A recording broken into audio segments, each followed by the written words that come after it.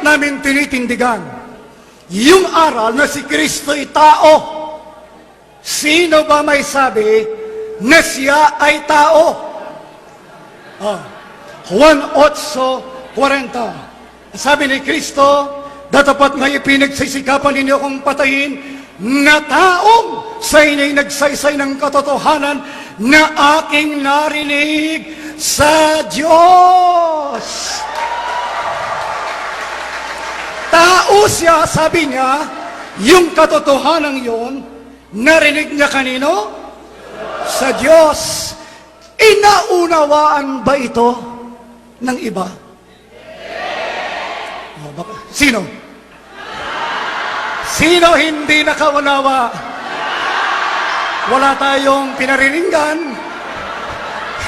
Wala tayong tinutukoy. Mamaya, malalaman ninyo. Ito na. 43. Sabi ni Kristo, bakit hindi nyo na pag-uunawa ang aking pananalita? Meron sa sinabihan, hindi na uunawa yung sinasabi niya. Sino yon? Kayo'y sa inyong amang Diablo.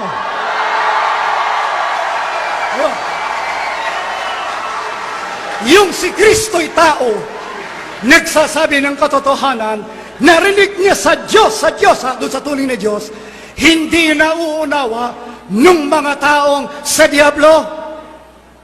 Kaya, magtanong tayo sa mga kaibigan natin, ano paniniwala ng Diablo tungkol kay Kristo?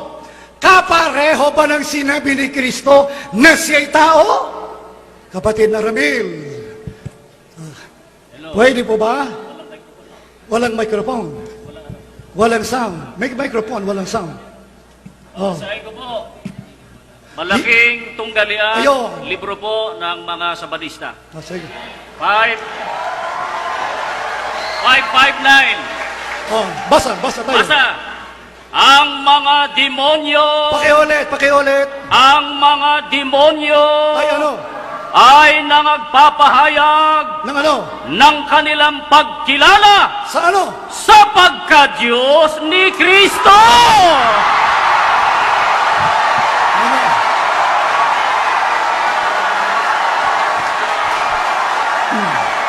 Quiet please. Ulit. Sige po, upo po tayo. Quiet po. Salamat. Quiet. Eto, sunod. Yung isa sa tanda. Quiet. Isa... Quiet lang po, para matuloy po tayo. Sige po. Ang isa sa tanda ng mga hindi nauunawa salita ni Kristo, mga anak sila ng Diablo, yung Diablo, naniniwala si Kristo yan, no? Diyos! Ayon. Iyon kanilang aral na ang Diyos ay nagkatawang tao. Naiintindihan din ba nila yon? Study Bible. Ang sabi nila, there is no one who can explain the mystery of the incarnation of Christ. In contemplating the incarnation of Christ in humanity, we stand baffled. Ano ba ibig sabihin ng baffled? English Tagalog Dictionary, kapatid na Ramil. Ito po, page 75. Baffled. Tumataranta. Mataranta. Ano pa? Makataranta. Ano pa? Tarantahin. Ano pa? Lumito. Ano pa? Malito. Ano pa? Makalito. Ayon. Lituhin.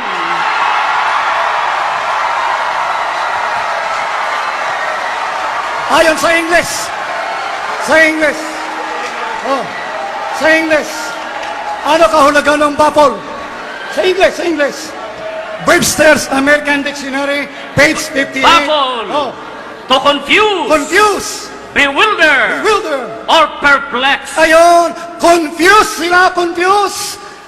Yung doktrina nila na ang Diyos nagkatawang tao, si Kristo raw, confused. Kung confused.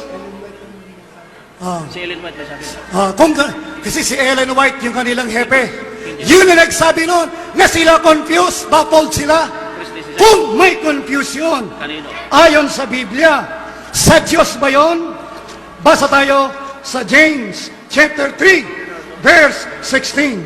For wherein being and strife is, there is confusion in every evil work. This wisdom descended not from above, but is earthly, sensual, devilish, sa diablo. Kapatid na Joe, time's up. So, 5 minutes break po before the cross-examination. 5 minutes timer, start the clock.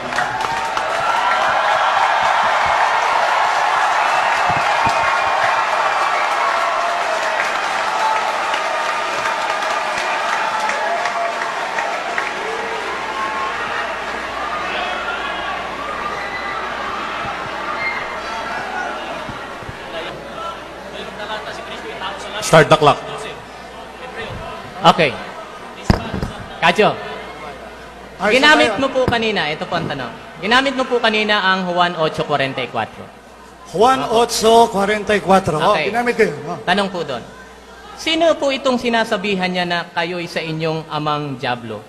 Ito ba yung mga taong naniniwala na si Kristo ay Diyos o naniniwala na si Kristo ay tao? Yung mga tao, ulit, sagot. Ang sinasabihan niya na kayo'y sa inyong amang Diablo, yung mga naniniwala sa kasinungalingan. Ang sabi ni Kristo, ako'y tao na nagsasabi ng katotohanan. Kadyo, ang tanong ko po, Sabi niya, di tanong ba ko ako po, tapos? sandali Di ba po, ako ang tapos tanong eh? ko po ay ganito. Ah. Ang tanong ko ay kung sino yung mga sinasabihan na yon. Ano bang paniniwala nila kay Kristo? Diyos ba o tao?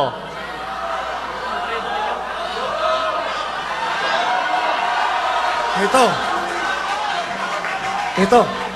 Kung yan ang tanong mo, ang sabi ni Ellen G. White, ang mga demonyo ay nangagpapahayag ng kanilang pagkilala sa pagka-Diyos ni Kristo. Ganito, Kadyo, ganito. Ganito, Kadyo. Ah, Uulitin ko. Tinatanong ko bago kita puntahan dyan. Ah. Ang tinatawag kang pumunta dyan dahil alam kong out of context yung ginagawa mo dyan. Ah. Kaya libro namin yan, kaya alam Hindi. namin yan. Eto ang tanong. sandali. Ulitin ko. Sandali, bakit mo ko sinasabihang out of context? Kasi, Magtanong ka. ganito po. Magtanong ka. Okay. wag yung... Alam ko yan. Kaya ito ang tanong nga. Kinukuha mo yung audience eh. Hindi, ganito po. Wag. Okay, tanong. Wag. Tanong. Huwag Quiet, kang please. magpaliwanag. Magtanong ka, kaibigan. Okay, ito ang Oh, tanong. sige. Ulitin ko. Ah. Maliwanag ang tanong ko eh. Oh. Kung sino ang sinasabihan dyan. Sa 1:8:44, huwag ka magbasa dyan sa dakilang tunggalian. Mamaya kita tatanungin dyan. Ang sabi niya, Okay. Sino kayo... sinasabihan dyan? Sandali po. Hindi po tapos ang tanong ko. Kasi ang tanong mo eh, kung sino pinagsasabihan. Sino ang pinagsasabihan dyang mga tao na Oh, kayo yun. sa inyong amang Diablo? Yung bang mga taong ang paniniwala si Kristo ay tao o yung mga taong ang paniniwala si Kristo ay Diyos? Ulit. Doon ka Ito sumagot. sagot. Ito sagot. Ang sabi niya, kayo ay sa inyong amang Diablo. Sino Yung- nga po yun at ano ang paniniwala nila? Ulit-uli ang tanong.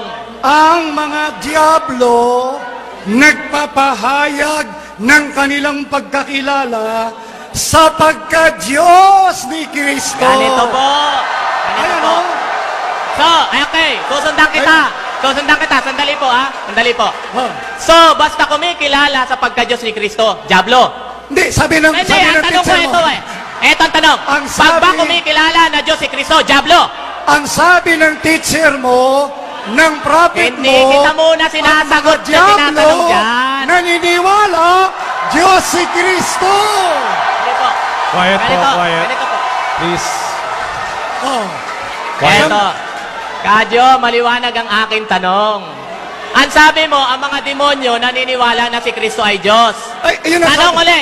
Ito, Tanong ito, uli. ito nasabi. Sa Biblia muna kita tatanong ngayon, hindi muna dyan.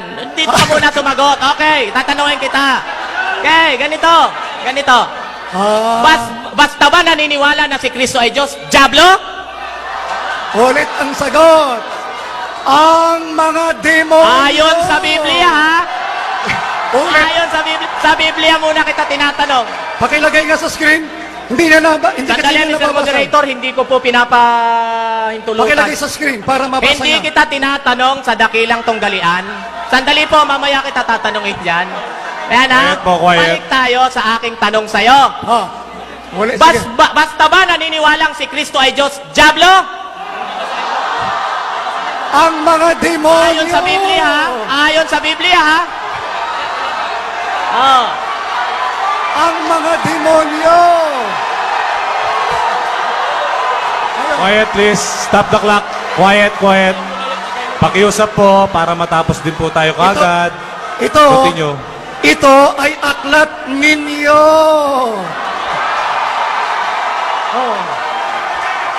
Okay. Pasensya ka na, at sinabihan ka ng amo mo na yung mga demonyo naniniwala sa pagka-Diyos ni Kristo. Okay. I'm sorry. Mr. Ventilasyon, radyo. Amo mo yan eh. Stop niyo yung clock ha?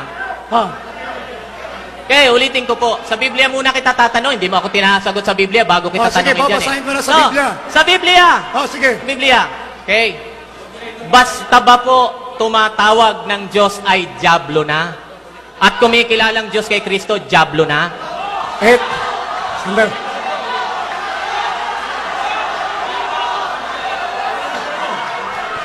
Mr. Moderator, gusto ko pong linawing sagutin yung aking tanong. Huwag kayong maingay para marinig Quiet, natin please. na maganda, ha? Sige. Sige. Ito. Yung itinatanong mo sa Biblia, ang sabi ni Kristo,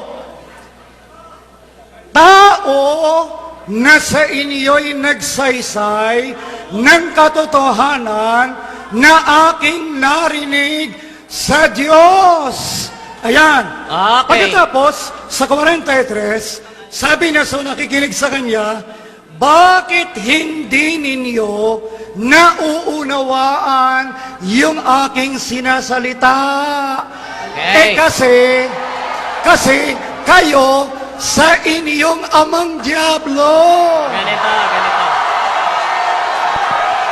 Quiet please. Pakiusap po. Iyon ba? Quiet please. Uulitin ko po uli ang tanong dyan. Sige. Ganito. Ano ba ang Quiet. paniniwala ng mga taong sinasabihan ni Kristo na sila'y sa kanilang amang Diablo? Ano bang paniniwala nila kay Kristo? Ulitin. Diyos ba o tao? Ulit ang sagot. Sabi ni Kristo, ako'y tao. Nagsasabi ng katotohanan na narinig ko sa Diyos. Bakit hindi nyo nauunawa yan? Kayo'y sa inyong amang Diablo. Okay. Tatanungin kita. Quiet please. Pakiusap po. Alin po ba ang hindi nauunawaan ng mga sinasabi ni Kristo dyan? Na si Kristo. Yung pagkatao ni Kristo o yung pagka-Diyos ni Kristo? Nandun ba yun? Ayan. Walang pagka-Diyos dito, kundi tao. Ganito. Sabi ni Kristo, ako ay tao, nagsasaysay ng katotohanan na aking narinig sa Diyos. Okay. Isa lang yon. Ganito. Isa lang yon.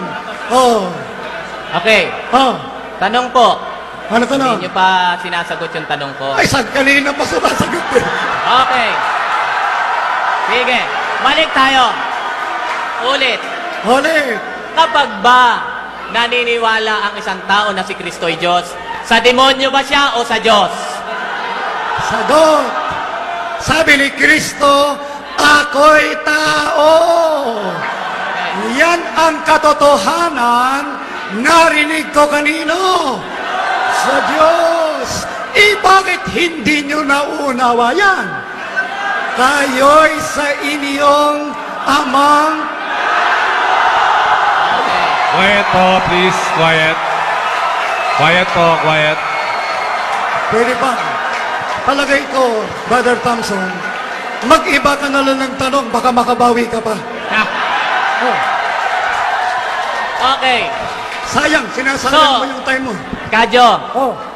so walang binabanggit dyan sa talatang yan na ang mga, tama ba, na walang binabanggit sa talatang yan Na ano? na ang mga tinawag na kayo'y sa inyong amang Diablo na naniniwala sila na si Kristo ay Diyos. Walang binanggit. Tama ba o mali? Ayon sa referensya ninyo, ang mga demonyo Ay, mga nagpapahayag ng kanilang pagkakilala sa pagka-Diyos ni Kristo. Ito po ang tanong. Ang tanong ko Quiet, po, please, quiet. nasa Juan 8:44. Sandali, sabi. Hindi dyan sa malaking tunggalian. Ang tanong ko, yun bang mga taong Nagta-time out yung ano to, moderator. Quiet, please. Bakit Timer po may ilang time seconds out? pa. Timing lang po para matuloy na po. Last, 32 seconds. Okay. O, 32 seconds, go. Sinabi po ba ng talata na yung mga naniniwalang si Kristo ay Diyos, talatang 8:44 ay sa demonyo? Ulit ang sagot.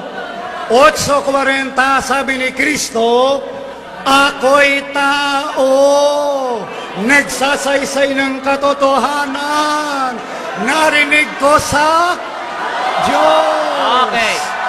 Yung Diyos, yun na nagsabi ng Mr. katotohanan. Ventilasyon, okay na po. Time's up. Time's up na po. Time's up. So, kamayan po sa ating dalawa nag-debate session.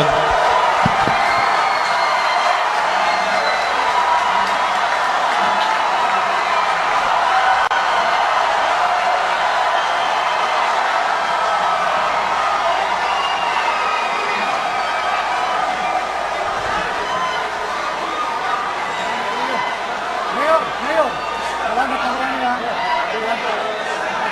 Ako kami nagtatanong ngayon. Nagawa. Kaibigan natin.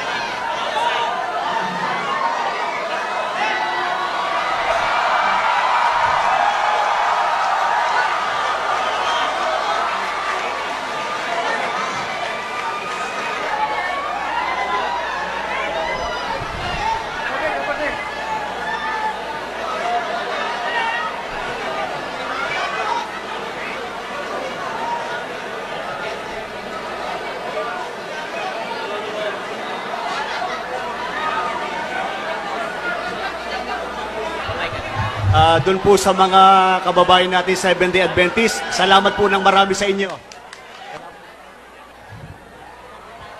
Sa ngalan po ng Iglesia ni Cristo, nagpapasalamat po kami ng napakarami sa lahat ng dumalo, lalong-lalo na po sa mga bisita natin at doon sa mga kaanib po doon sa Seventh-day Adventist. Pagpalain po kayo ng Diyos. Salamat po ng marami sa inyo, mga kapatid. Pinapasalamatan din po namin ang ating mga kaibigan at mga kapatid na Iglesia ni Cristo sa isang napakaginoo at napakagandang usapang nangyari sa atin. Pagpalain po tayo lahat ng ating Panginoon.